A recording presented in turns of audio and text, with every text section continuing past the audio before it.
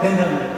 즉 우리는 전치사, 부치사는 개별적으로, 독립적으로 움직이는 것이 아니라 어순과 밀접한 관계를 가지고 있구나 하는 사실을 우리가 선생님들은 알 필요가 있는 거죠. 그래서 기본 어순 유형에 따라서 부치사의 위치를 우리는 보편성을 알 수가 있는 거예요. 어떤 친구가 한국어를 배우는데 니네는 VO 유형이야, OV 유형이라고 했을 때 그 학생이 저희 언어는, 우리 언어는 VO 유형이라고 하면 오케이, 니네 언어는 전치사를 쓸 것이다 라고 하고 맞을 확률은 95%. 그 다음에 한국어처럼 OV 유형이다 라고 했을 때 맞을 확률은 한 97%. 그 정도까지 됩니다. 그러니까 굉장히 밀접한 상관관계가 있는 거죠. 그런데 어떤 언어는 VO 유형인데 부치사를 써. 그거는 연구의 대상이에요. 이상하다. 얘네는 왜 벗어났지? 그런 거를 논문으로 쓰는 거예요. 그런 거. 자, 그러면 왜 VO 유형은 전치사를 갖고 OV 유형은 부치사를 가질까 하는 것을 한 번쯤 생각할 필요가 있겠죠. 그것은 효율성과 관계가 있기 때문에 그렇습니다. 다르게 얘기를 하면은 VO 유형은 전치사가 효율적이고 OV 유형은 부치사가 효율적이다. 어떤 면에서 효율적인데? 그러면 부치사의 역할을 알면 됩니다. 부치사라는 것이 하는 일이 뭐냐면은 명사에 명사에 일단 붙어서 동사와 연결시켜주는 역할을 하는 것이 부치사입니다. 예를 들어서 기관차가 있어요. 그리고 객차가 있습니다. 그러면 객차를 기관차에 연결을 시켜야 될 때 고리가 필요할 거예요. 이 고리가 부치사, 전치사 또는 부치사가 그런 역할을 하는 거예요. 그러면 너무너무 간단한 거예요. 이렇게 보면은 VO 유형은 동사가 앞에 있고 명사가 명사가 뒤에 있습니다. 그리고 OV 유형은 명사가 앞에 있고 동사가 뒤에 있습니다. 자, 부치사는 무조건 명사에 붙는 거예요.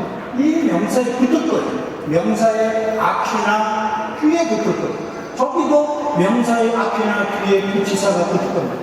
부치사는 뭐랑 연결시켜주는 거냐면 동사와 연결시켜주는 거예요. 동사가. 그러면 이 경우에 부치사가 붙을 때 저 동사와 연결하기 위해서는 여기 붙는 게 편할까? 여기 붙는 게 편할까? 당연히 여기 붙어야 앞에 있는 동사가 연결이 됩니다. 그렇게 해서 저기에 go to school. 그래서 자연스럽게 저런 것이 자연스러운 거고, 반대로 여기에서는 명사 다음에 붙어야지 저것이 자연스러운 것이 됩니다. 저것이 전치사, 부치사의 결합이라고 이야기를 해야 됩니다. 그래서 부치사는 원칙적으로 명사에 붙지만 동사를 향하는 존재다.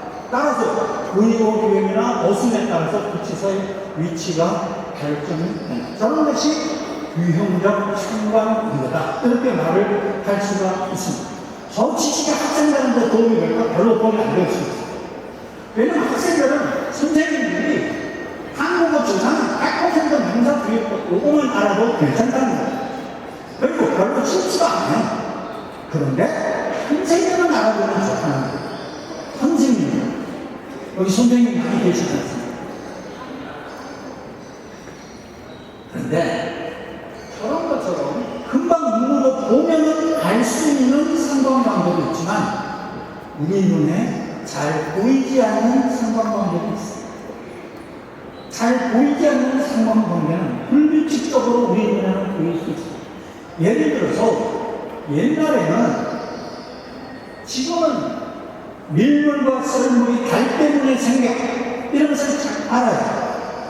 그런데 그것을 알기 전에는 서양학자들에 의하면 갈릴레오 갈릴레이 그 친구도 몰랐단 말이에요. 친구는 아니지만 어쨌든 이것을 알 때와 모를 때 너무너무 차이가 있는 거예요.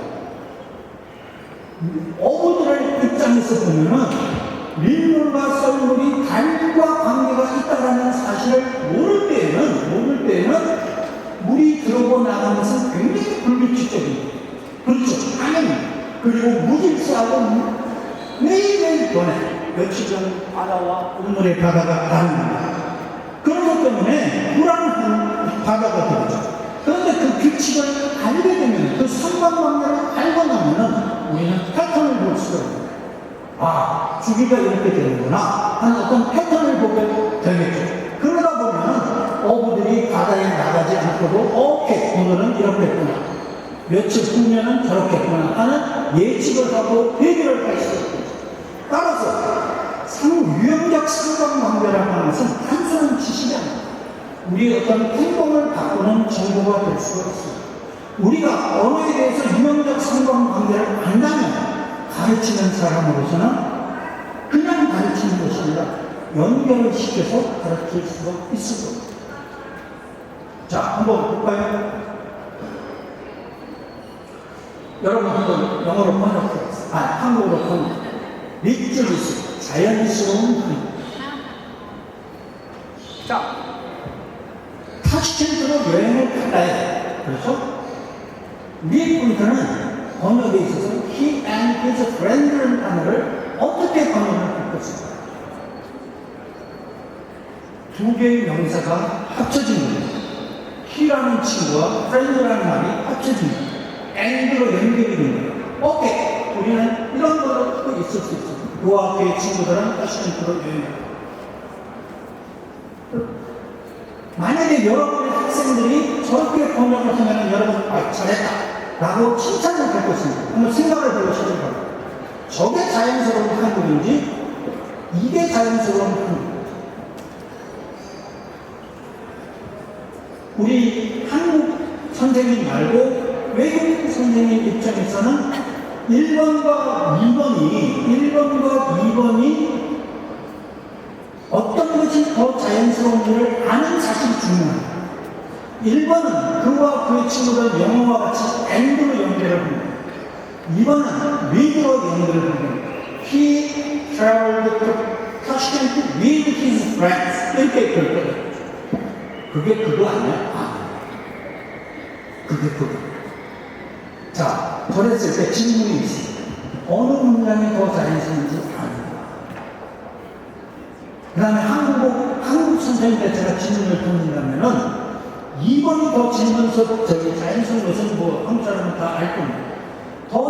만약에 학생이 1번으로 이렇게 썼다면 2번으로 고쳐주시는 겁니다. 1번도 좋은데, 틀리지 않는데 2번 문장이 더 좋아 라고 고쳐줍니다. 우리는 그 수준까지 안 되니까 그냥 대충 합니다. 물론 그 수준이 있을 수 있습니다. 근데 그것도 매번 고쳐주느냐 중요합니다. 그리고 선생님으로서 학생이 왜 1번이 안 됩니까? 1번은 틀렸으니까 틀리지는 않았어요. 다만 2번보다 자연스럽지 않을 뿐입니다. 그럼 왜 그렇습니까? 라고 우즈베키스탄 학생이 질문을 했을 때 나는 뭐라고 대답을 해줄 겁니다. 그런 얘기예요. 그 다음에 좀 우즈베키스탄 문제입니다. 과라는 것은 and의 뜻입니다. and. 저도 우즈베키스탄. 과 앞에 있는 문장은 꽃을 샀다는 겁니다. 과 뒤에 있는 문장은 엄마한테 선물로 줬다. 그런 뜻이죠. 그러면 꽃을 샀다. 그리고 엄마한테 선물을 줬다. 이런 뜻이죠. 저거를 번역합니다. 이거는 제가 실제적으로 학생들을 여기 이제 아까 우리 윤도나 교수님이 말씀하신 것처럼 여기는 한국어로 논문을 쓰잖아요. 그러면 그 학생들이 한국어 작문을 할 때 저렇게 굉장히 많이 이렇게 했습니다. 꽃을 샀어요. 그리고 어머니께 선물을 줬어요. 한국어 문장에서 틀리지 않았어요. 맞는 문장입니다. 그런데 저렇게 말하는 한국 사람은 없다는 얘기예요. 우리는 이렇게 얘기를 해요. 꽃을 사서 엄마한테 줬어요. 이렇게 이야기를 합니다. 그게 좀 더 자연스러운 한국. 자, 그럼 우즈베키스탄 선생님들 한번 생각해 보세요. 저것을 1번을 코디네이션이라고 하고 2번을 클로즈 체인이라고 이야기합니다. 거기에 대해서는 나중에 설명을 하겠습니다. 어느 문장이 더 자연스러운 한국어인가 할 때 놀라운 것은 한국어는 2번이 자연스럽지만 우즈베키스탄에서 1번, 2번 다 됩니다. 이거는 제가 우주에서 알아서 그런 것이 아니라 물어봤어요. 물어봤어요. 다른지. 영어는 2번이 없잖아요. 사성 이런 게 없어요. 그러니까 영어는 1번밖에 없어요. 우즈베키스탄은 2개밖에 없어요. 여러분 영어는 여러분이 사는 그 카자흐스탄이나 키르기스탄은 어떤 데처럼 모르겠어요. 그랬을 때 여기 우즈베키스탄 선생님이 계시면은 2번이 더 자연스러워? 라는 사실을 아시는 거예요. 그리고 한국 선생님들은 1번도 맞는데 2번처럼 말하는 게 훨씬 더 자연스러워. 한국 사람이 말을 할 때 1번처럼 말을 하는 사람은 없어요. 초등학생들 그림 일기 쓸 때는 있을 수 있어요. 그림 일기 쓸 때는. 초등학생. 그러면은 학생들이 야 2번도 훨씬 더 좋아. 그럼 우즈베키스탄 학생들은 1번도 자기는 전혀 문제가 없고 2번도 문제가 없기 때문에 1번은 왜 안 돼요? 라는 질문을 하게 돼요. 거기에 대해서 선생님은 답을 해주실 수 있느냐? 자, N과 E는 coordination and close chain 사이에서는 언어 유형론적으로 굉장히 중요한 차이가 있습니다.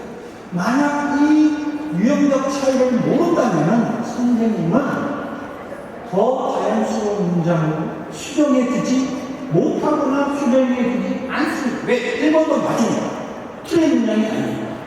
그리고 수정을 해 주더라도 어떤 때는 수정해 주고 어떤 때는 수정을 안 해주고. 그러면 학생들은 선생님들이 수정이 불규칙적이기 때문에 학생들은 어떤 표현이 정확하게 맞는 표현인지 알게 될 거예요.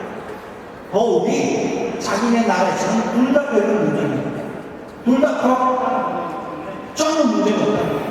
그러다 보면은 수정이라는 것이 깊이 있게 다루어지지 못하고 표면적으로 그치고 그 학생들 끝내 배우지 못하게 될 수도 있다는 거예요.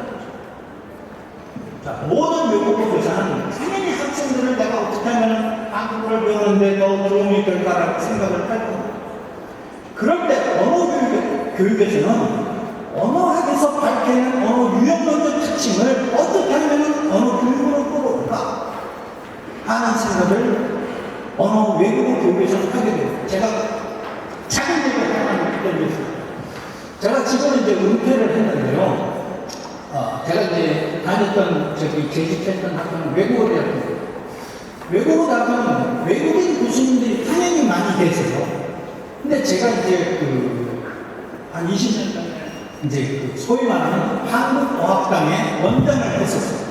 원장을 하면은 외국 학과에서 저한테 연락을 자주 왔어요. 왜냐?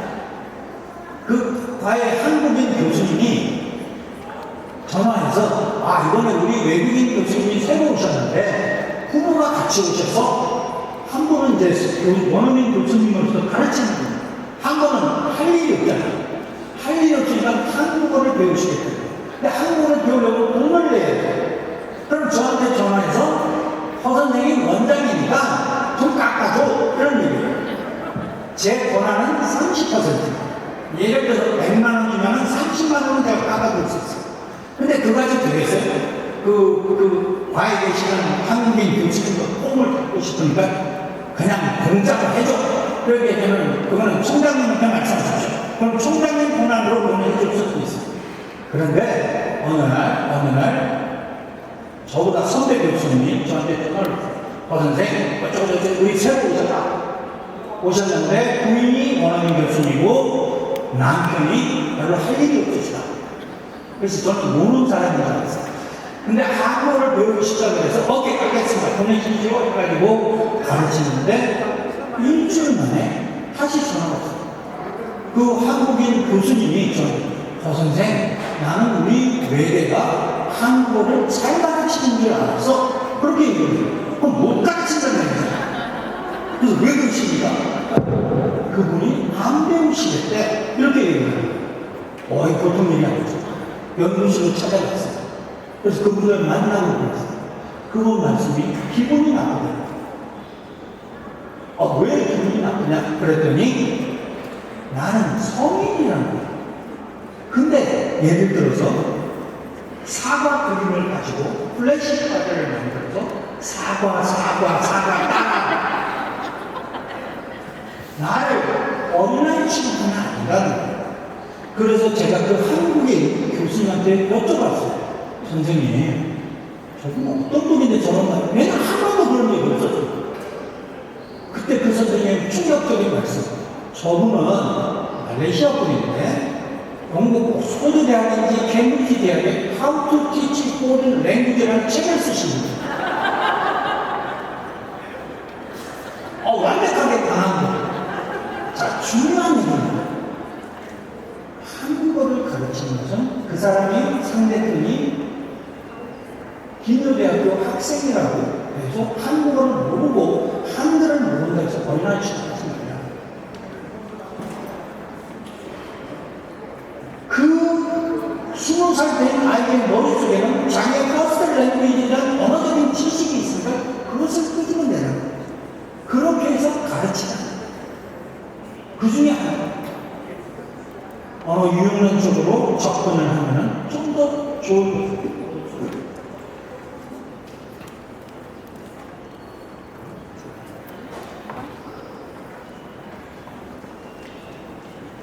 자, 지금 아까 he and his friends traveled to Tashkent 그 얘기를 하는 거예요. 이제부터 시작해요. 구명사를 연결을 하는 거예요.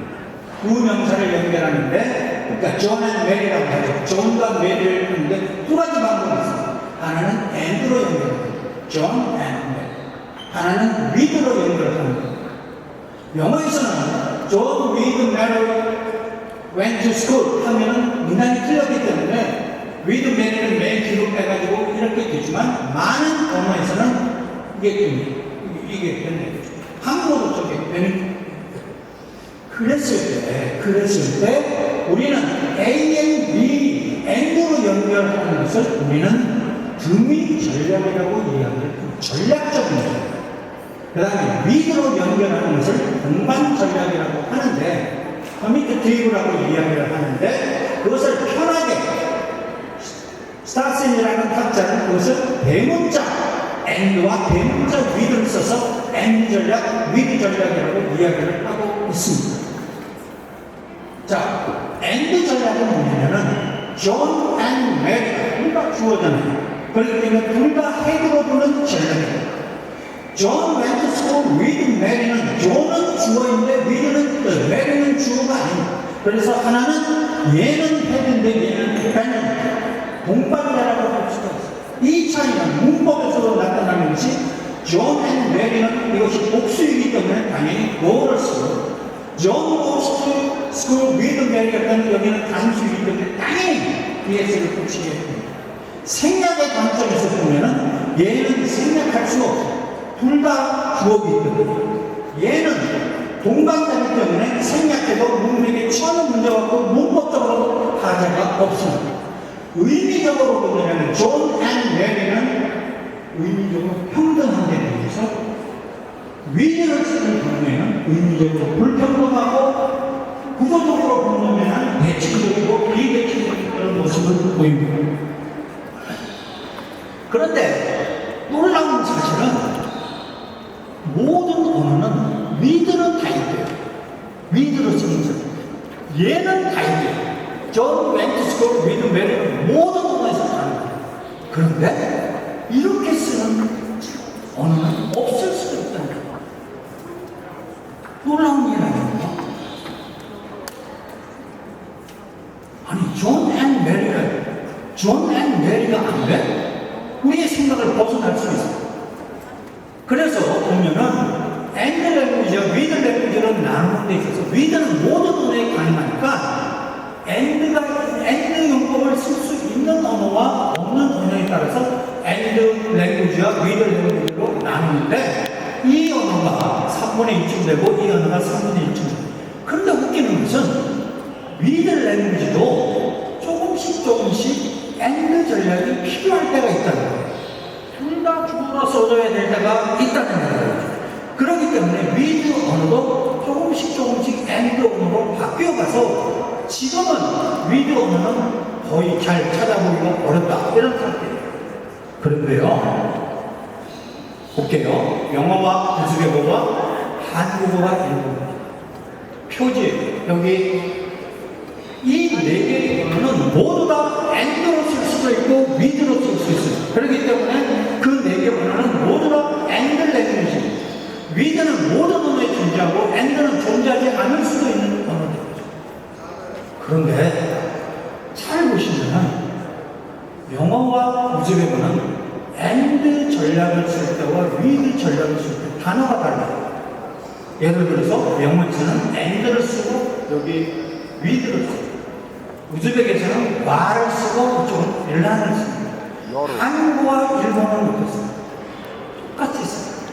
한국어는 and일 때도 와를 쓰고 with일 때도 와를 쓰고 일본어도 and일 때도 to를 쓰고 with일 때도 to를 씁니다. 저 차이는 왜 생깁니까? 저게 우연일까? 영어와 우즈베크어는 서로 다른 표제를 사용하는데 한국어와 일본어는 동일한 표제를 사용합니다. 저거는 우연입니다. 왜 그럴까? 그러면 이때 다시 여러분이 다시 생각해 봐야 되는 것은 아까 he and his friend라는 것을 번역을 할 때 영어에서는 그냥 그대로 번역하면 그와 그의 친구들은 타시켄트로 여행을 갔다 이렇게 되겠는데 한국어는 그 번역보다는 그는 친구들과 타시켄트 여행을 갔다는 것이 훨씬 더 자연스럽다고 한 것을 여기서 여러분들은 떠올려야 됩니다. 쉽게 얘기를 하면은 한국어는 원래는 앵글 랭귀지가 아니었다.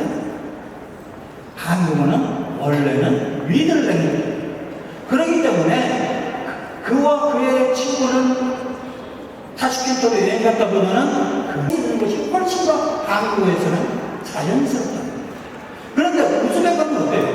우즈벡어는 처음부터 두 개가 다 따로따로 존재되는 와가 있고 란이 있는 그런 것이었던 거예요.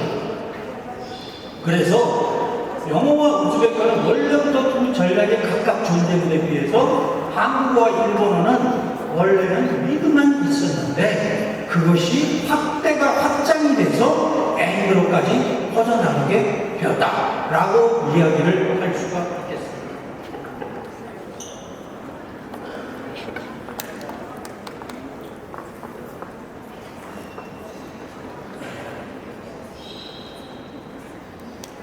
머릿속에 계속 이걸 빼면 말해야 되겠죠. 그거만 하고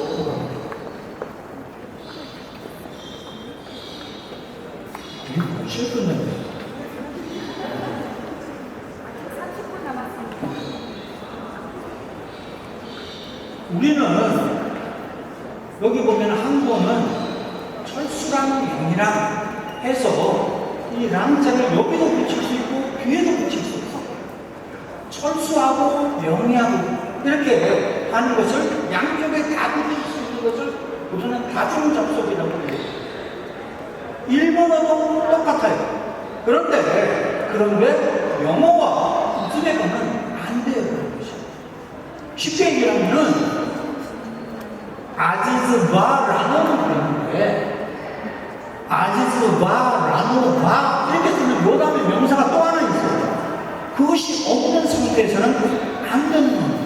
그러면은 이렇게 양쪽에 다 앵글의 성격을 붙일 수 있는 언어의 특징이 뭐냐면 위들랭귀지.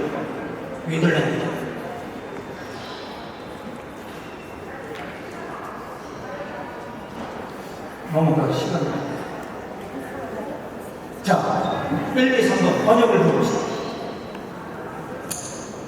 1번은 답은 굵은 글씨로 되어 있어요. 1번은 두 개를 와로 연결시키는 것이 더 자연스러워요.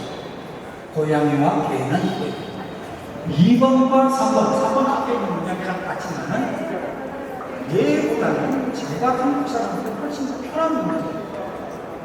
얘도 마찬가지죠. 그 이유는 한국어는 원래 리드 성격의 언어이기 때문에 그렇다. 그것이 확장이 되면서 엔드 전략까지 확장이 됩니다. 그래서 1번 같은 경우는 그렇게 쓸 수 있다. 아까 처음에 우즈벡 학생이 선생님이 he and his friends went 그 타슈켄트는 전혀 문제가 없는 문장이에요. 그 학생들의 모국어에서는 전혀 문제가 없는데 한국 사람이 너 그거보다는 이번 문장이 더 자연스러워 하는 거에서 선생님이 왜 그래요? 라고 질문을 한다면 답을 해주시든 안 해주시든 저런 지식이 있으면 그것을 설명을 해줄 수가 있을 것이고 더 중요한 것은 1번처럼 와로 접속한 경우에 선생님들이 이거보다는 이게 더 자연스러운 문장이야 하고 보전을 줄 수 있을 겁니다. 이제 이론을 알겠어요. 그렇겠죠. 어쨌든 전 세계 언어는 똑같은 내용을 다른 방식으로 구현할 때 그것이 언어입니다. 그것이 언어입니다. 언어가 그 유형적 특징이 달라요. 그렇기 때문에 그 언어 유형을 알고 그것을 외국어 교육에 적용시키는 것이 좋은 교육이다. 이렇게 이야기를 할 수가 있습니다. 그래서 보면은 잘 보세요. 영어는 전부 그린, 초록색, 한국어는 전부 빨간색, 우즈벡어는 어때요? 우즈벡어는 한국어랑 어순이 같아요. 그래서 후치사를 갖는 것은 같아요. 그런데 명사구적 속에서는 한국어는 이게 지금 어순에 따른 자연스러운 모습이에요. 한국어 어순을 가진 언어들은 대부분 이런 성격을 가지고 있어요. 저런 어순을 가진 언어는 대부분 이런 성격의 접촉을 가지고 있는데 우즈벡어는 이런 어순이면서도 다른 한국어 쪽보다는 영어 쪽에 더 가까운 모습을 보이고 있어요. 다른 터키 어종의 언어들은 모르겠어요. 아마 비슷할 거라고 생각을 합니다. 그렇기 때문에 사실은 우리가 우즈벡어에 대한 좀 더 나아가서 터키에 대한 연구를 언어학적인로 이렇게 들여다볼 필요가 있다. 그래서 영어와 한국어는 어순 유형에 따라서 딱 맞는데 우즈벡어는 something different 그런 것을 볼 수가 있습니다.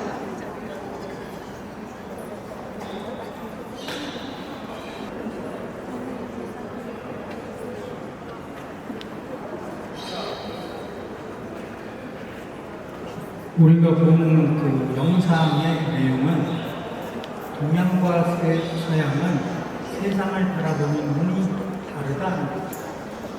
서양은 개체를 중요시하는 데 비해서 동양은 개체와 개체 사이의 관계를 더 중요시합니다. 그래서 서양은 개체성을 중시하고 동양은 관계성을 더 중시합니다. 그래서 개체성을 중시하는 서양에서는 명사가 발달해 있고 관계성을 중시하는 동양에서는 본사가 발달했다는 것이 저 내용의 핵심입니다. 그래서 그 예로 든 것이 영어에서는 뭐티라고 이야기를 하고 한국어에서는 더 마실레라고 이야기를 하는데 그거와 비슷한 예들이 쫙 이거랑 꽂힌 건 많겠죠. 근데 흥미로운 것은 제가 학생들한테 물어보니까 우즈벡어는 통과된다. 여기처럼 뭐와 티에 해당하는 것을 쓸 수도 있고 저기처럼 더 마실레에 해당하는 것도 쓸 수가 있습니다.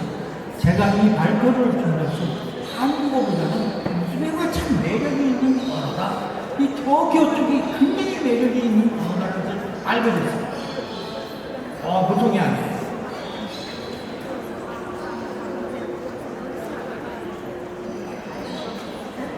명사를 중시하는 언어는 동사적인 표현도 명사가 없어요. 예를 들어서 연설을 하라는 것은 안가라고 하는 것은 100% 동사어예요. 그럼에도 불구하고 미국 사람이나 영국 사람들은 이런 표현을 훨씬 더 좋아해요. 그냥 쎄 하는 거나 글쎄 이런 걸 꼭 친구들은 진짜 명사를 좋아하는 거예요.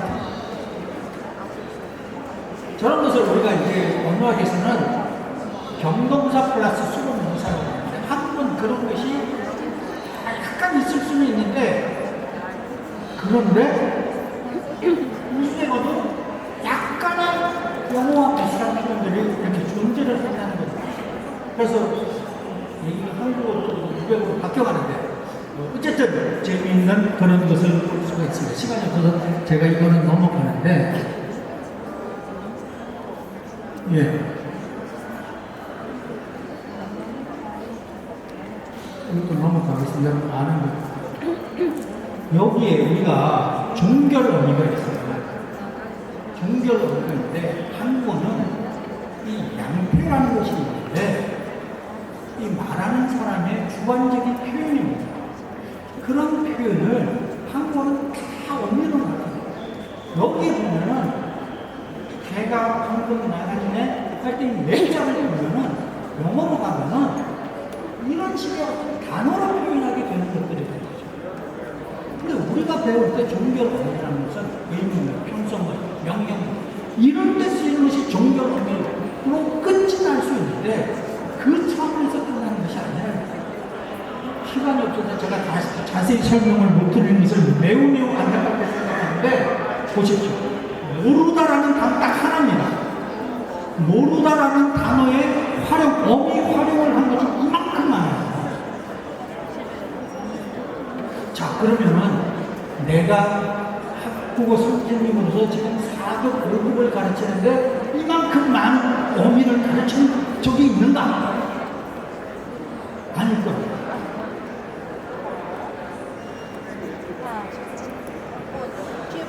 그렇죠. 그래서 어미 교육이 너무너무 중요합니다. 자, 마지막 하고 한 10분 15분 하고 마치겠습니다. 우리 정호정 교수님이 단단하게 교육하고 계셨으니까 시간을 침범하지 않고 아까 했던 것이 명사와 명사를 연결할 때 and를 쓴 것에 대해서 단어와 단어를 연결할 때 and를 쓴 것에 대해서 말씀을 드렸다면은 이번에는 문장과 문장을 쓸 때 and를 쓰는 것에 대해서 말씀을 드리겠습니다. 아까 제가 여기서 무슨 예문을 썼냐면 우즈벡어에서는 꽃을 샀다. 그리고 그 꽃을 엄마한테 선물로 드렸다. 이 문장이 있었어요. 우즈벡어에서는 그때 와라는 영어의 and에 해당하는 것으로 접속을 할 수가 있어요. 근데 영어도 마찬가지예요. 영어로 아침은 먹다. 그리고 학교에 갔다라는 문장을 저 두 문장을 합치는 데 있어서 우리는 이렇게 합칠 수 있어요. 물론 중복되는 주어는 생략할 수도 있어요. 써도 되고 안 써도 되고. 근데 저것을 만약에 저게 우즈벡어나 뭐 카자흐나 뭐 이런 언어라고 쳤을 때 저렇게 썼을 때 그 학생들이 이렇게 썼다라고 하면은 여러분은 이렇게 쓰면 안 돼 라고 해주실 건가요? 다르게 이야기하면 절과 절이 합쳐질 때 영어의 and는 한국어의 그리고로 번역이 되는 것만 합니다.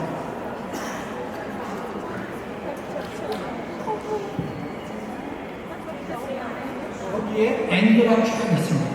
문장과 문장을 합쳤을 때 and를 쓴 겁니다. 그런데 그것을 자연스러운 한국어로 번역을 했을 경우에 우리는 절대 그리고를 쓰지 않습니다. 절과 절을 합쳤을 때 and는 그리고가 아니라 여기처럼 다양하게 이렇게 바뀌어지는데 그건 뭐 여러분들이 의미적으로 잘 이렇게 가르치죠. 그럼 왜 and가 그리고가 안 와? 라고 한다면 영어의 and, 우즈벡어의 와는 접속사입니다. 그런데 한국어의 그리고는 접속사가 아니에요.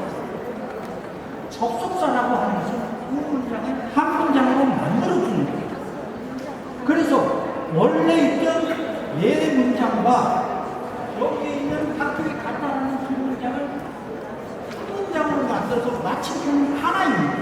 그래서 두 문장이 한 문장으로 됐기 때문에 접속사예요. 엔드는. 그러나 그 엔드를 한국어의 그림으로 번역하면은 문장이 하나로 합쳐지는 것이 아니라 여전히 두 문장이에요. 그래서 한국에서는 그림어를 접속사라고 하지 않습니다. 의미적으로는 접속이 될 수 있어요. 그러나 문장 구조면에서는 접속이 아닙니다. 그리고 저렇게 한국어로 저렇게 쓰는 사람은 없잖아요. 저건 어떻게 해요? 아까 했죠. 초등학생 그림 일기에 나오는 거예요. 한국어는 이렇게 쓰잖아요. 이렇게 쓰는 거예요. 아침을 먹고 이렇게 쓰는 거예요. 그래서 이런 거 누구나 다 아는 그런 얘기예요. 그런데 참 재밌는데요. 제가 이걸 준비하다가 언어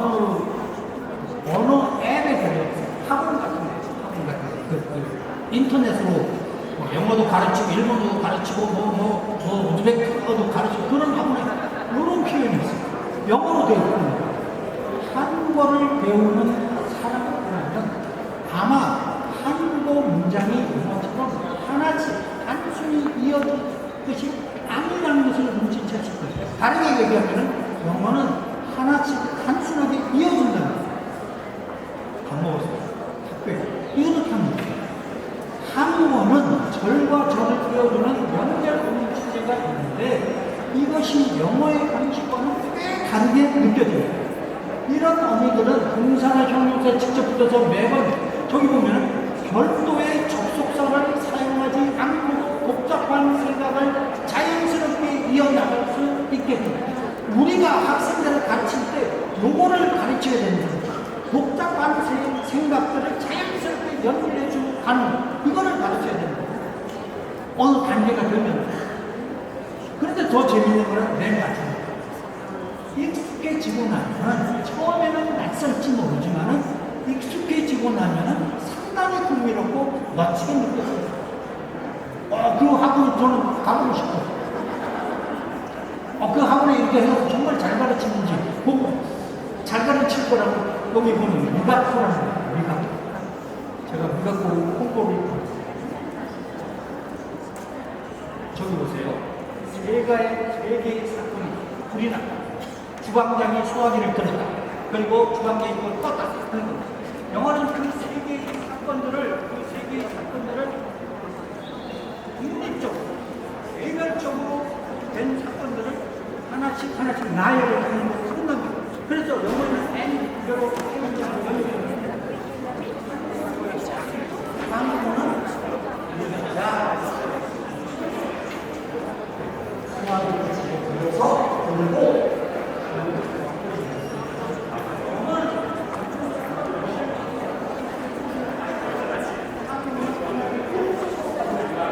하나의 큰 수로 이렇게 가져간다는 거예요.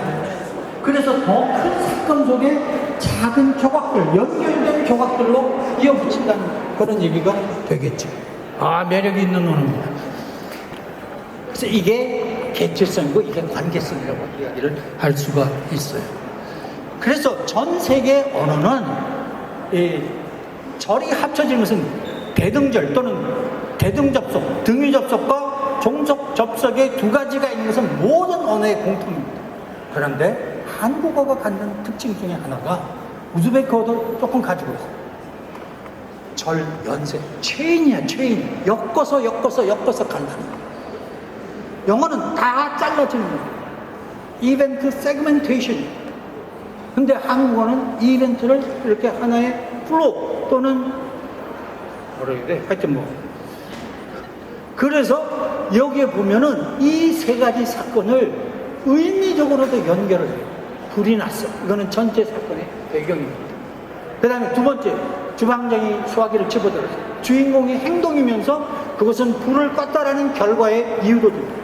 그런 어떤 사건의 연결로 이렇게 끌어가는 것이 한국어 표현, 문장의 특징이다. 이렇게 이야기를 할 수가 있고.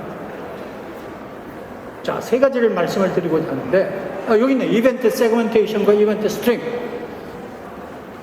자, 영어는 and를 써가지고 한 문장으로 만들든 분리 시켜서 엔드로 대문자를 써가지고 하는 전혀 문제가 없어요.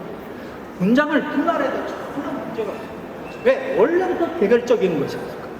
그런데 한국어는 문장을 분할하면 굉장히 어색한 문장이 된다. 이것은 여러분들도 잘 아실 거예요. 저게 첫 번째 차이라고 한다면, 자, 참, 번역을 한번 이런 거를 여러분들은 시켜볼 필요가 있어요. 학생들한테 어미 교육을 위해서. 야, 이거 한번 니네 번역해봐. 한국어로 이렇게 번역이, 여기에 예를 들어서 3번과 같은 경우에 이 and를 열자, 이런 식으로 문을 열자, 강아지가 개가 도망갔다 라고 번역을 할 수 있는지, 저런 것을 쓸 수 있는지를 학생들이랑 한번 확인을 해볼 필요가 있겠죠. 두 번째 차이가 뭐냐면요, 우리는 뭐라고 그러냐면은 I went to the zoo yesterday and 저기 I를 썼어요. 저 I는 영어에서 생략할 수 있다. 왜? 주어가 반복됩니다. 그래서 생략할 수 있다. 생략할 수 있다는 것은 복원해도 괜찮다는 거예요. 그래서 저 두 번째 있는 이 I는 써도 되고 안 써도 돼요. 그러나 한국어처럼 절 연수에서는 복원을 하면 안 돼요. 예를 들어서 나는 어제 동물원에 가서 나는 큰 동물을 봤다. 저거는 아니라는 거예요. 한국어는 반드시 뒤에 거는 없애야 됩니다. 나는 어제 동물원에 가서 동물을 봤어. 이렇게 해가지고. 그런 의미에서 영어는 주어 생략이지만은 우리는 주어 공유라고 얘기를 하는 거예요. 주어. 그러니까 저것을 썼다? 괜찮아. 아니라는 거예요. 자연스러운 한국어에서는 그것이 안 됩니다. 그리고 그것만 그런 것이 아니라 여기서 보면은 주어는 I예요. 여기 프로페서라는 말이 나옵니다. 프로페서. 동반자. 근데 여기 with her가 있어요. 교수님을 만나서 그 교수님이랑 뭐 했다? 뭐 1시간 동안 이 얘기했다 할 때 영어에서는 저기에 with her를 써도 되고 안 써도 돼요. 안 쓰는 것은 생략이에요. 한국어는 쓰면은 안 돼요. 공유사항입니다. 자동적으로 공유가 되기 때문에. 그래서 나는 교수님을 만나 그 교수님과 1시간 동안 있고 굉장히 어색한 외국인의 문장이 됩니다. 나는 교수님을 만나 1시간 동안 이야기했다. That's perfect. 그런 면에서 볼 때 2번 번역을 한번 해보자. 자, I도 있고 앞에 문장에 I가 있고 뒤에 문장에 I가 있습니다. 앞에 문장에 some friends가 있고 뒤에 문장에 with them이 있어요. 영어는 저게 완벽한 문장입니다. 영어는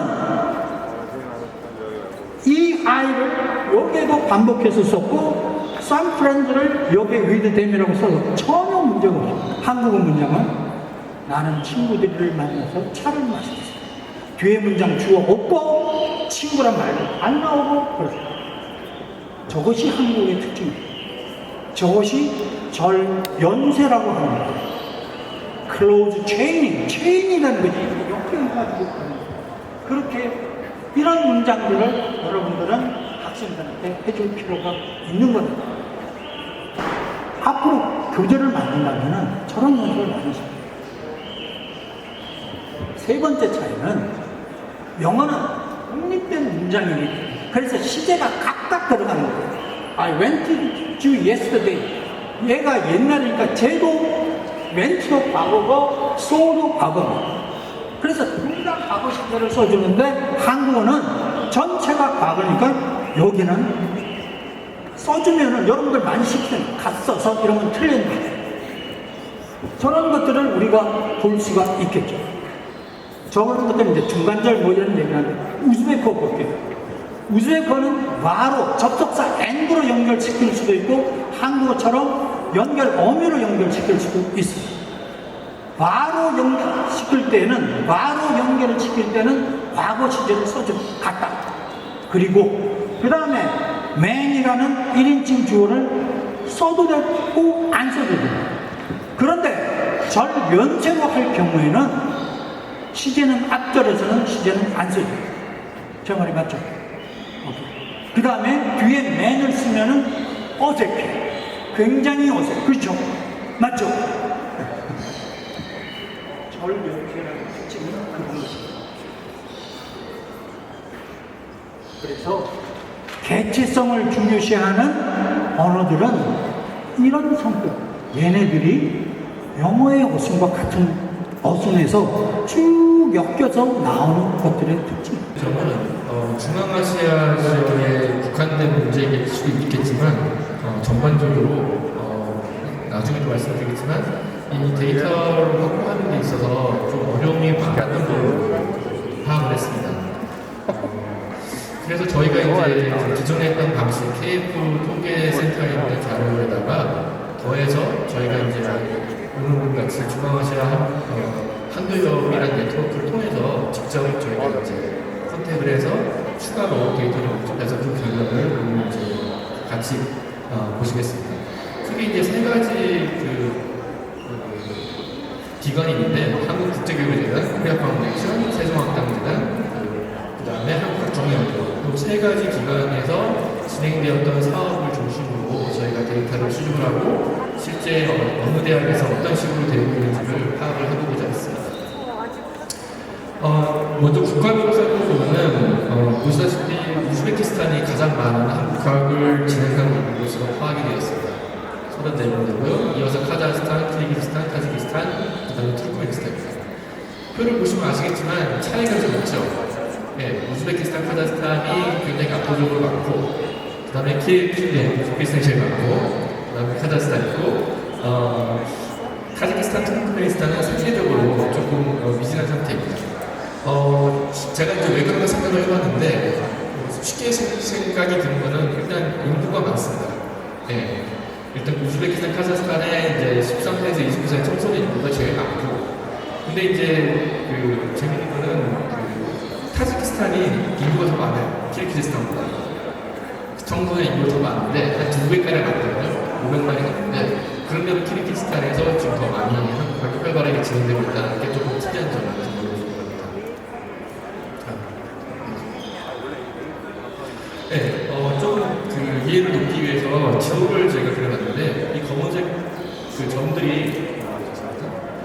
점들이 이제 한국학이 설치되어서 진행되고 있는 대학들의 위치입니다.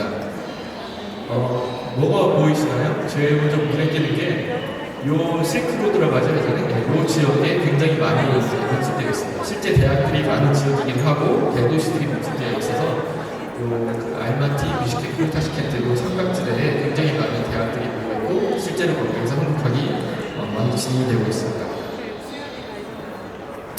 지금 빨간 점은 한국학이 있는 대학 중에서 한국학센터가 설치되어 있는 학교들입니다.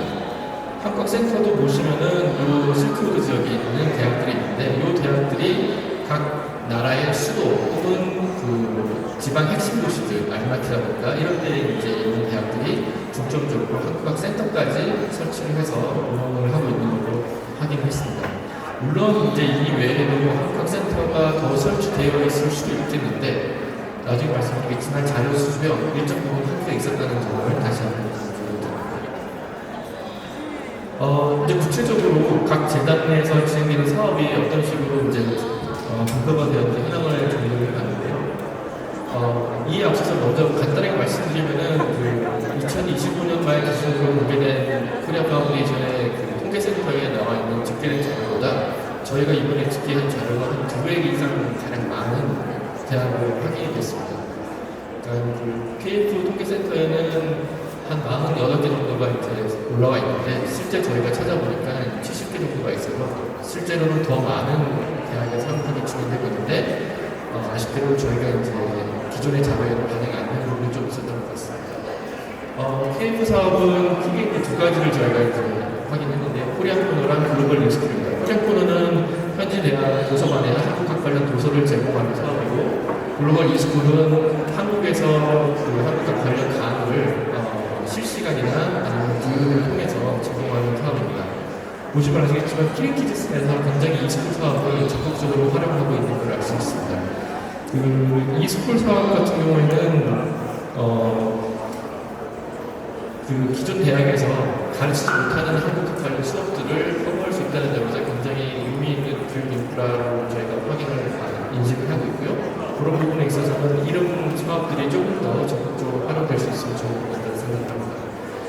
그 이야기를 반증하는 게 키르기스탄에 분포되어 있는 대학들, 한국 대학들 중에서 이 스쿨을 실제로 사용하고 있는 학교들 보면은 뮤직회교가 있는 게 아니라 러시아가 아니면 다른 대학에서 이렇게 실제로 진행이 되고 있어서 한국학이 그 수도라든가 거점인 대학 말고도 조금 떨어져 있는 대학에도 자리 잡기 위해서는 이 스쿨 사업이 굉장히 도움이 되고 있다 이런 점을 말씀을 드립니다. 다음으로는 이제 세종학당이랑 그 한국학중앙연구원의 해외 한국학 지원 사업을 살펴보겠습니다. 세종학당 같은 경우에는 우즈베키스탄에 제일 많이 보고되어 있고요. 카자흐스탄에는 상대적으로 적은 수의 세종학당이 대학에서 운영되고 있는 걸로 파악을 했습니다. 반대로 이제 AKS 사업은 나중에 좀 더 말씀드리겠지만 우즈베키스탄과 카자흐스탄에서 많이 진행을 하고 있습니다. 세종학당 사업은 제가 지도를 보여드리겠습니다. 네. 세종학당 사업은 총 15군데가 있는 걸로 확인이 됐는데 이 중에서 14곳이 연계형으로 진행이 되고 있습니다. 연계형 세종학당은 그 대학에서 이제 독립적으로 보존하는 게 아니라 한국에 있는 대학과 협업 관계를 맺어서 거기서 이제 교원을 확인한다든가 그런 식으로 진행이 되고 있어서 사실 그 현지 대학에서 교원 수급 문제가 많은 걸로 알고 있는데 그런 부분을 극복할 수 있는 대학이 될 수 있다고 보여집니다. 또한 교육 인프라를 극복하는 것도 있지만 한국 대학과의 네트워크도 동시에 저희가 이제 챙길 수가 있고 또 세종학당이 일종의 플랫폼으로 작동하다 보니까 한국어 교육을 좀 표준화시킬 수 있는 그런 역할을 하지 않나 그런 부분도 운영을 해줄 수 있겠습니다. 다음으로는 이제 한국중앙연구원의 이제 해외 한국 지원 사업인데 이 AKS 사업 같은 경우에는 저희가 보통 한 3년 내지는 5년 단위로 진행되는 사업입니다. 이 사업을 통해서 사실 많은 대학들이 한국화 교육과 연구의 심화가 이루어지고 있고 그 사업을 통해서 그 대학의 한국학이 질적으로 양적으로 성장할 수 있는 그런 사업으로 저희가 실제 경험성도 있고 그런 식으로 저희가 파악을 하고 있습니다. 보시면 아시겠지만 AKS 사업을 진행했거나 진행하고 있는 대학이 한 12군데가 있는데 12번의 사업이 진행되고 있는데 카자흐스탄이랑 그 다음에 우즈베키스탄, 키르기스탄 그래서 한 7개 대학에서 이걸 진행했습니다. 특히 이제 아블라이스탄 대학이나 알파라비 대학, 그 다음에 동바론대 이런 데서는 한 2번 이상의 AKS 사업을 진행을 해서 이 대학들이 사실 각 국가의 한국학 거점 대학으로 자리를 잡을 수 있는데 도움을 많이 주지 않았나라고 저희가 파악을 했습니다.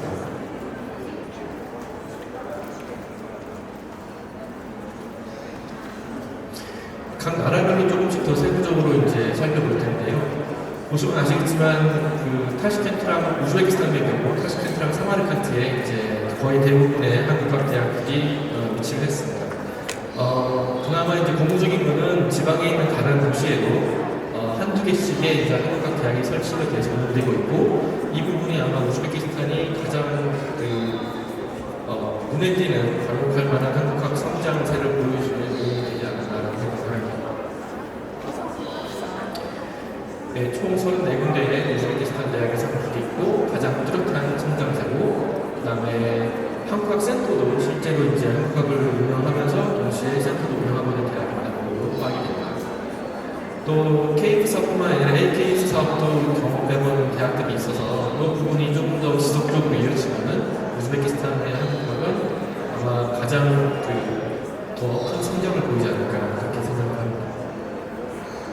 다음은 이제 카자흐스탄인데 카자흐스탄은 압도적으로 알마티에 몰려 있습니다. 절반 가까이 알마티에 몰려 있고 지방에 있는 도시들은 상대적으로 굉장히 취약한 것이 카자흐스탄의 한국학 현실이기 때문입니다. 한국학 센터 자체도 지금 운영되고 있는 곳은 한 4군데 대학밖에 없는데 이런 부분도 아까 말씀드렸던 AKS 사업과 연계해서 생각해보시면 좋을 게 AKS 사업이 진행이 되면서 그 대학의 어떤 한국학 인프라나 한국학 퀄리티가 상승을 하면은 그쪽도 이런 식으로 유비적으로 같이 같이 협력을 이루어지는데 에티스 사업을 진행할 수 있는 대학이 카르타나에서 지금 현재 아브라함과 알파벳 대학 두 군데를 하게 되지 않았습니다.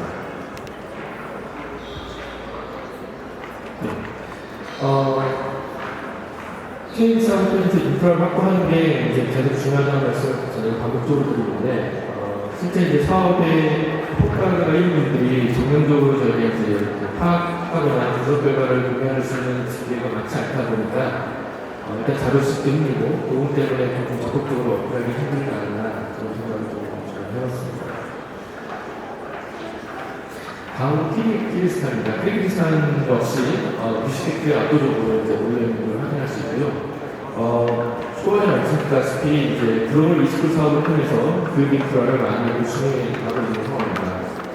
특히 이제 지방급식, 인문사회계열뿐만이 아니라 기신대학에도 한국과학 인프라가 e스쿨 사업을 통해서 이제 설치가 되면서 조금 외연을 확장할 수 있는 그런 특징을 보여주는 게 키르기스탄이라고 볼 수 있겠습니다. 마지막으로 이제 카자흐스탄과 투르크메니스탄을 저희가 한 페이지에 합쳐놨는데, 워낙에 이제 숫자도 적고, 저희가 이제 이 네트워킹 하기 힘들다 보니까 그런 현상이 발생하는 것 같습니다. 두 국가 모두 수도인 두산베라 아시아파트 두 군데서만 이제 한국과 인구로 파악이 되고 있고, 그나마도 이제 세종 확단이나 아니면 한국 센터 있는 데하고 이렇게 집계가 되고 있습니다.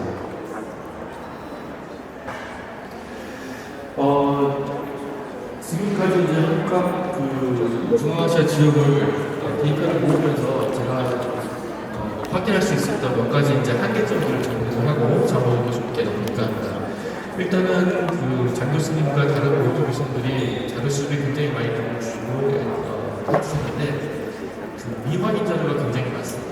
그러니까 저희가 이제 한 분 한 분 선택을 해서 대학에 뭐가 있어요? 라고 물어보고 표도 이제 좀 작성해달라고 부탁을 드렸는데 작성을 해주신 그건 정말 감사한데 실제로 작성해주신 그 내용 중에도 보면은 공백이 많습니다.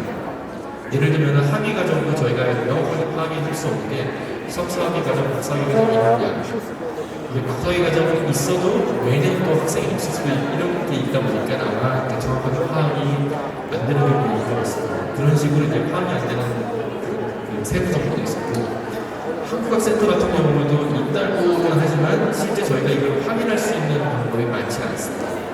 홈페이지가 있다던가 아니면 담당자 연락처가 있다던가 이런 식으로 좀 확인이 돼야 되는데 그게 안 돼서 뒤에 있지만 데이터의 신뢰도라든가 정확성이 조금 떨어질 수 있는 그런 한계가 가장 큰 부분인 것 같습니다. 그 다음에 이제 저희가 생각하는 한계 중에 하나는 저희가 한국의 어떤 공간이나 재단 중심으로 운영되는 사업 혹은 프로그램을 조사하다 보니까 자생적으로 나타나는 한국 프로그램을 저희가 파악하기 굉장히 어렵습니다.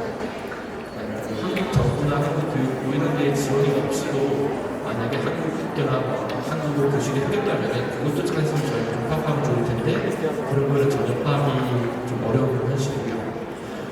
그 다음에 중요한 거는 저희 이 모임과 관련돼서 의미를 가지는 게 인적 자원에 대한 데이터베이스가 거의 전부 실제 각 대학에 한국센터가 있고 한국 프로그램이 운영되고 있으면 거기에 교원이 몇 명이 있고 그 교원 이외에도 예를 들어서 전문의나 박사급, 석사급 연구원이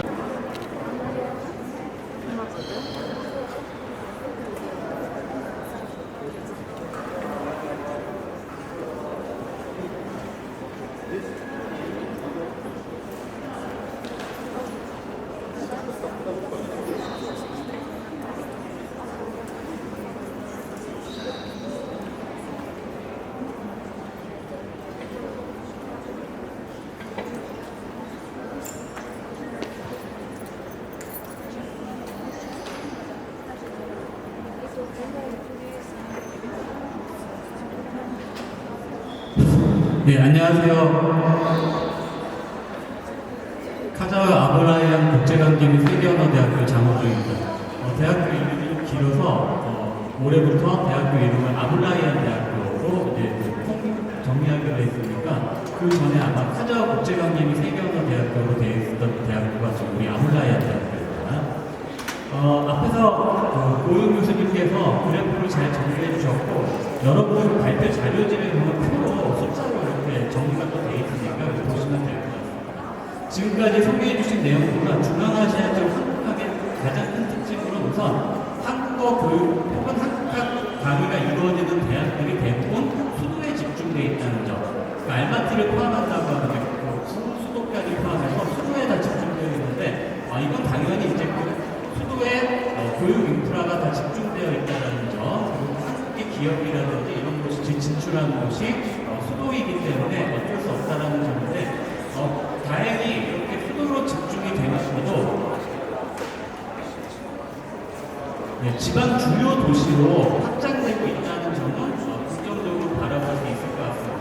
사마르칸트라든지 우찌르나, 도시 이런 지역의 한국어 교육이 한국학 수업이 이루어진다는 점은 긍정적으로 바라볼 수 있을 것 같습니다. 네, 그 다음 중앙아시아 한국학이 지금 이제 여러 대학에서 개설이 되면서 세종학당에서는 이제 한국어 수업, 그리고 한국학중앙연구원 AKS의 이제 한국학 사업을 통해서 학문적인 역량 강화, 이런 것들이 결합해서 나타날 수 있는 모습을 보여주고 있습니다.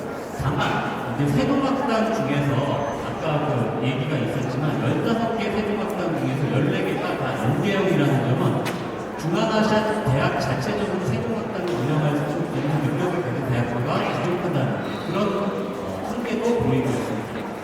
그래서 지금 현재로서는 한국학센터 중심으로 해서 한국학센터가 있는 대학들이 한국학중앙연구원의 사업이라든지 아니면 국제교육자들의 사업이라든지 이런 것들을 잘 유치하고 있는 그런 모습다 그래프에서 확인하실 수 있습니다. 네, 그래서 중앙아시아 한국학이 앞으로 어떻게 발전할 수 있을 것인가, 아시는 분들은 아시겠지만 저희가 이제 14회 학술대회를 하면서 제가 거의 매번 학술대회 때마다 와서 이야기를 하고 있는 부분이 지금까지 우리 학술대회가 어떻게 발전을 했고 앞으로 어떤 일들이 필요하다라는 것을 이야기했었는데, 특히 이제 올해는 그것을 이제 구체적인 수치로 코리아 파운데이션의 통계센터에 있는 자료를 가지고 구체적인 숫자를 가지고 여러분들께 보여드렸습니다. 우선 첫 번째로는 중앙아시아 한국학은 거점 대학이라고 할 수 있는 주요 대학들의 질적인 향상과 그 다음 지방 주요 도시들의 양적인 확대 두 가지가 동시에 진행되고 있다는 점은 긍정적으로 바라볼 수가 있을 것 같습니다. 그리고 또 이제 KF 사업이라든지 아까 말씀드렸던 재봉포재단이라든지 한국학중앙연구원이라든지 한국의 정부 기관의 유관단체의 여러 가지 지원을 받아서 특히 최근에는 기술 분야, 의료라든지 IT라든지 이런 곳에서 한국어 교육이 이루어지면서 세종학당이 만들어지면서 한국학 전파의 어느 정도 좀 더 범위를 넓혀나가는 부분도 있습니다. 이런 것들은 우선 이제 공공외교라는 측면에서 이제 다양한 분야가 시작이 되고 있고, 특히 교육이 수도에 대도시에 교원이 많은 대학에서 이루어지는 교육과 지방에 교원이 적은 학생이 적은 대학이고 비슷한 수준의 교육을 한국어 교육, 한국학 수업을 할 수 있다는 그런 것들을 생각해 봐야 될 것 같습니다.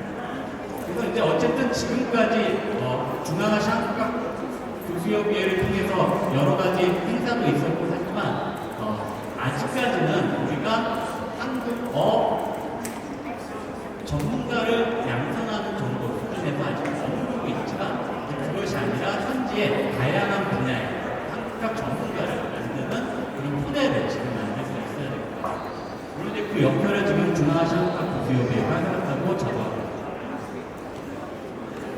그래서 중앙아시아 한국학 교수협의회가 대학과 그리고 한국의 코리아 파운데이션의 여러 가지 사업이라든지 그리고 한국학 중앙연구원, 재해농구청 이런 여러 가지 사업들을 연계해서 성장하는 유기적 파트너십이 진행될 수 있게 중앙아시아 한국학 교수협의회가 지금까지 노력해왔고 앞으로도 더 노력을 해야 될 것으로 생각합니다.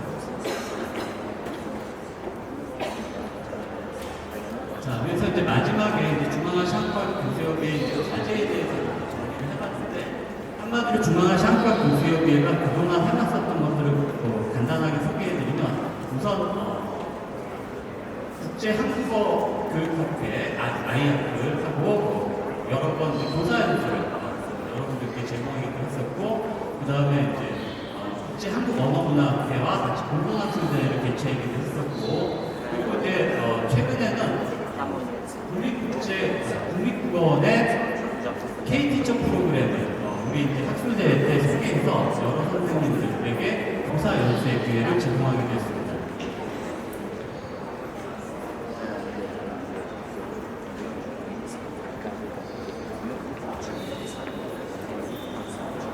제11회 아스타나 학술대회 때 K티처 프로그램에는 직접 프로그램 사업단에서 와서 K티처 프로그램에 대해서 공부하고 K티처 프로그램을 통해 교사 연수를, 특히 이제 교사 연수가 중요한 것이 우리가 자체적으로 워크숍을 좀 만들 수 있으면 좋지만 아직까지 자체적인 워크숍을 만들지 못하는 상황에서 한국에서 해외 교원들을 온라인으로 연수하는 프로그램들은 우리가 이제 계속 적극적으로 연결해 왔다는 점이 중요하다고 생각할 수 있을 것 같습니다.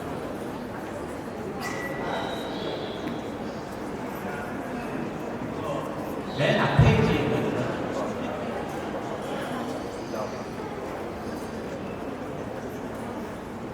지금 이제 K티처 프로그램이 그래서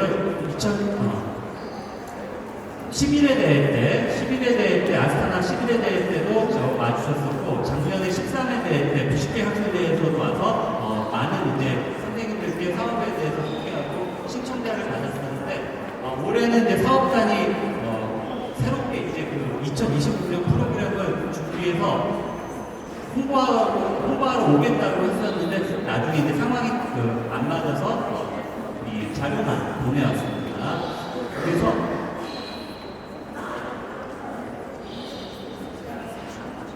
지금 이제 러시아 안내문만 지금 저희가 받았는데 나중에 선생님들께 이제 학술대회 결산 이메일 할 때 프로그램도 보내드릴 거예요. 한국어와 러시아어로 프로그램 보내드릴 건데, 여기 보시면 이제 K센터 코리안.go.kr 여기에서 직접 이제 등록하셔서 이 프로그램, K티처 프로그램을 들을 수 있는데, K티처 프로그램을 한마디 말씀드리면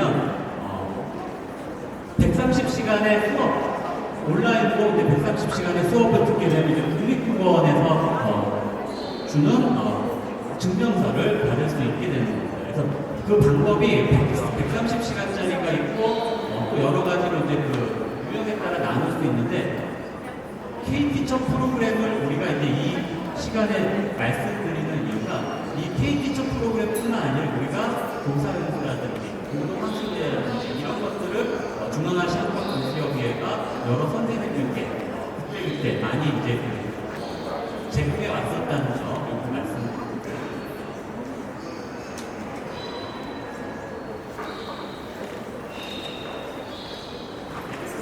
요 관련된 자료들을 보내드리도록 하고, 담당자 연락처를 저희가 또 따로 이제 소개해 드릴 테니까 그 담당자 연락처를 통해서 K티처 프로그램뿐만 아니라 교사 연수에 대해서 여러 가지 기회가 있을 때마다 선생님들께 소개해 드리도록 할 테니까 같은 대학교의 다른 선생님들께도 이런 프로그램이 있으면 정보를 좀 많이 보내주세요. K티처 프로그램 맞죠?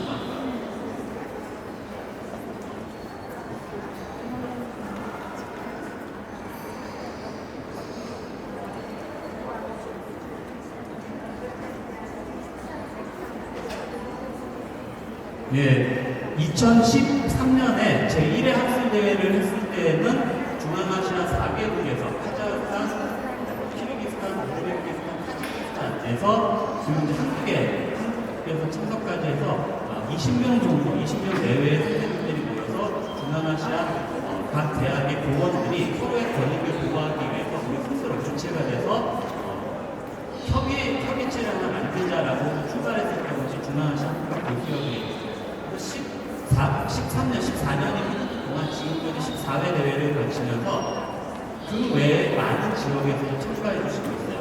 이번 같은 경우에는 지금 이제 그 타지키스탄 보셨죠? 타지키스탄에서 오신 분 계신가요? 타지키스탄에서 그동안 소개가 안 됐던, 연락이 안 됐던 곳이 아까 아마 프로그램에서도 아마 소개할 때 빠졌던 것 같은데 나중에 알려주세요. 대학 정보를 다시 업로드하도록 하겠습니다. 타지키스탄에서도 한동안 좀 연락이 끊어졌다가 이제 참석을 하셨고, 투르크메니스탄에서도 어제 갑작스러운 상황으로 참석을 못했지만 투르크메니스탄까지 해서 이제 중앙아시아 5개국에서 참석을 했고, 그 외에도 다른 지역에서 참석해 주신 분들이 굉장히 많아요. 조지아에서 와주신 분들도 계시고, 조지아에서 와주신 분도 계시고, 아제르바이잔에서 와주신 분도 계시고, 그 다음에 러시아에서 또 물론 와주셨고, 튀르키예에서도 와주셨고, 그 외에 요르단이라든지 인도에서도 와주신 걸로 알고 있는데, 지금 이제 우리가 중앙아시아 한국학 교수협의회라는 이름으로 10년 넘게 여러 가지 이제 행사들을 해왔고, 대학 구성원들 간의 이제 친목을, 결속을 다지는 그런 여러 가지 활동을 했습니다. 그래서 앞으로는 이제 우리가 조금 더 다른 지역에서 또 이 학술 대회에 쉽게 참석하실 수 있도록 굳이 중앙아시아라는 이름을 고집하지 않고 범위를 좀 더 넓혀볼까 생각합니다. 그래서 내일 총회 때 다시 한번 정리해서 말씀을 드리겠지만, 중앙아시아 한국학 교수협의회가 아니라 한국학회로 정식으로 내년부터 출범을 한답니다. 그리고 중앙아시아라고 해서 중앙아시아, 카자흐스탄, 키르기스탄, 우즈베키스탄, 타지키스탄, 투르크메니스탄 5개국을 한정할 것이 아니라 어느 지역에서든 어느 국가에서 어느 대학에서든 참석하실 수 있도록 그렇게 중앙유라시아 한국학회로 내년부터 정식으로 출범을 하려고 합니다. 더 많은 지역에서 더 많은 분들이 참석을 해서 어떤 한국학을 발전시키기 위해서 어떤 노력들을 하고 있는지 각 대학의 현황을 소개하기도 하고, 또 앞으로 우리가 또 같이 공부해서 같이 준비해 나가야 될 워크숍이라든지 교재 개발이라든지 커리큘럼 공유라든지 여러 가지 다양한 것들을 앞으로 진행해 나가도록 합니다. 네, 싱가포르에 일단 중앙아시아 한국학 교수협의회가 이번에 준비해서 정리했었던 자료들을 가지고 이제 소개를 해드렸었고, 또 중앙아시아 한국학 교수협회 앞으로 할 일이 어떤 것인지 소개해드렸는데, 어쨌든 지금까지 1회부터 지금까지 이런 학술대회를 하고 우리가 계속해서 여러 가지 활동을 할 수 있었던 건 우선 선생님들이, 여기 계신 선생님들이 직접 많은 도움을 주셨기 때문이고, 또 그 다음에 이제 코리아 파운데이션 1회 때부터 지원을 했는데 코리아 파운데이션의 고마움도 잊지 못할 것 같습니다. 앞으로는 그 여러 사람들의 노력과 고마움이 쉽게 묻히지 않고 더 넓은 지역에 더 많은 분들이 참석하는 그런 학술대회 기획하도록 하겠습니다. 네, 그러면서 중앙아시아 한국학 현황에 대해서 마무리하겠습니다. 네, 감사합니다.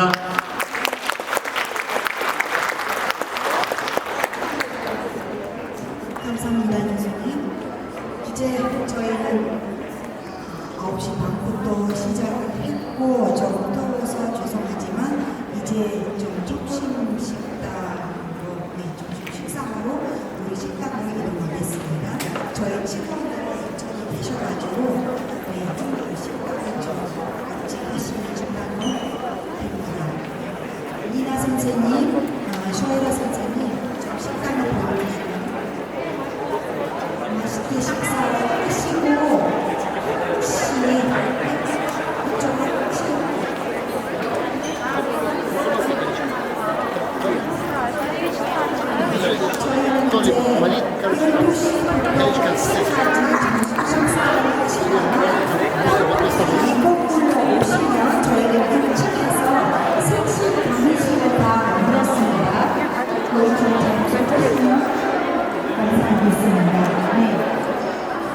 저기 명찰에다가 QR코드가 있잖아요. QR코드 얘는 다 찍으시면 모든 일정이 나올 겁니다.